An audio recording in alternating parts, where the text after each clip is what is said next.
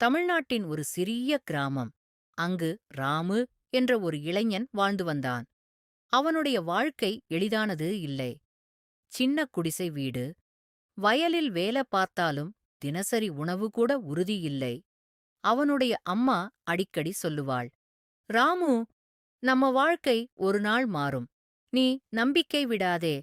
ஆனா வறுமை தினமும் அவனை சோதித்துக் கொண்டே இருந்தது. ஒரு நாள் கிராமத்துக்கு ஒரு பணக்காரன் வந்தான். அவன் பெரிய காரில் வந்து எல்லோரிடமும் பேசிக் கொண்டிருந்தான். அவன் ராமுவைப் பார்த்து சொன்னான், நீ நல்ல பையன் மாதிரி இருக்கே. நான் உன்னை வெளிநாட்டுக்கு கூட்டிட்டு போறேன். நல்ல வேலை, நல்ல சம்பளம். அந்த வார்த்தைகள் ராமுவுக்கு ஒரு கனவு மாதிரி இருந்தது. அம்மா, நம்ம வாழ்க்கை மாறப்போறது என்று அவன் மகிழ்ச்சியுடன் சொன்னான். அம்மாவும் நம்பிக்கை கொண்டாள். ஆனா உள்ளுக்குள் ஒரு பயம் இருந்தது. ராமு முதல் முறையாக விமானத்தில் ஏறினான். அவன் மனதில் பல கனவுகள். நான் பணம் சம்பாதிச்சு அம்மாவுக்கு நல்ல வீடு கட்டணும். அந்த கனவுகளோடு அவன் வெளிநாடு சென்றான். ஆனா அங்க போய்தான் உண்மை தெரிஞ்சது. அந்த பணக்காரன் அவனை ஒரு பெரிய பாலைவனத்துக்கு கூட்டிப் போனான். அங்கு எதுவும் இல்லை, மணல் மட்டும். கடும் வெயில்.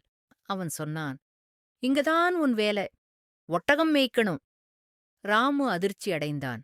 சார், நீங்க சொன்னது வேற மாதிரி. ஆனா அந்த மனிதன் சிரித்தான். இதுதான் உன் வேலை. போய் வேலை நாள் முழுக்க கடும் வெயில். தண்ணீர் கூட குறைவு. ஒட்டகங்களை பார்த்துக் கொள்வது. தினமும் ஒரே மாதிரி வாழ்க்கை. ராமு அழுதான். அம்மாவை நினைச்சான். நான் ஏமாந்துட்டேன். ஆனா அவன் தைரியம் விடவில்லை. ஒரு நாள் ராமு மனதில் முடிவு செய்தான். இங்க இருந்து தப்பிக்கணும். அவன் சுற்றி பார்த்தான். ஒரு காவலர் மட்டும். அவரும் சில நேரம் தூங்குவார். அவன் திட்டம் போட்டான். ஒரு இரவு நிலா ஒளியில் எல்லோரும் தூங்கிக் கொண்டிருந்தார்கள். ராமு மெதுவாக எழுந்தான்.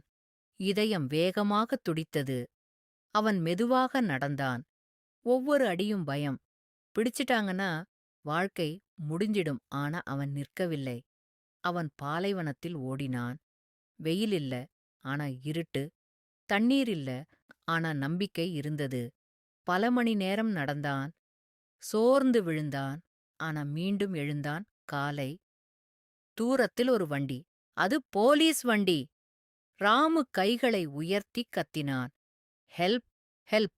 அவர்கள் அவனை காப்பாற்றினார்கள். சில நாட்களில் ராமு மீண்டும் தனது கிராமத்துக்கு வந்தான்.